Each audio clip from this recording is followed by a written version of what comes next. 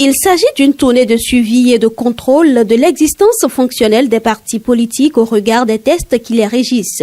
L'activité est prévue par le Code électoral et la loi sur la charte des partis politiques. La mission de la Sénat, qu'elle a en partage avec la direction des partis politiques du ministère de l'Intérieur, est de s'assurer que les partis politiques respectent les engagements qu'ils ont pris en se constituant. Les équipes de la Sénat et de la direction des partis politiques et des affaires électorales vont se rendre dans les sièges nationaux des partis politiques, puis dans les sièges départementaux. La mission vise à s'assurer du bon fonctionnement des partis politiques et du respect de la loi sur le financement public des partis politiques. Dans ce cadre, la Sénat a mis en place une plateforme informatique en vue de la constitution d'une base de données de suivi et de contrôle de conformité de l'existence fonctionnelle des partis politiques au Bénin. Cette plateforme dispose, entre autres, d'un module qui sera utilisé lors de cette mission pour l'administration en ligne des questionnaires aux partis politiques. Essentiellement, 3 formulaires de collecte en ligne seront utilisés.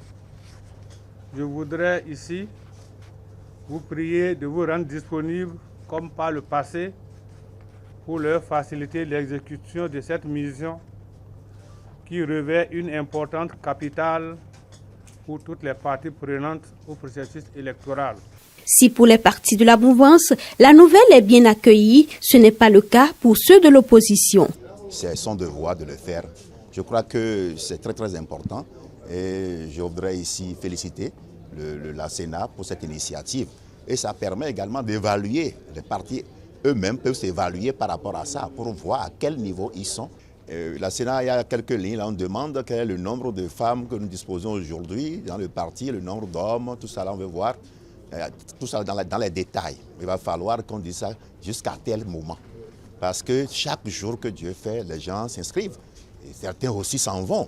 C'est une bonne chose, mais nous n'avons pas manqué au niveau surtout les partis de l'opposition présents à cette séance, d'attirer leur attention sur le fait qu'il y a mieux à faire que d'aller se balader pour visiter des sièges dans les départements en ce moment. D'abord, la loi ne fait pas obligation aux partis qui n'ont pas le financement public d'accueillir des gens pour venir contrôler ce qu'ils font.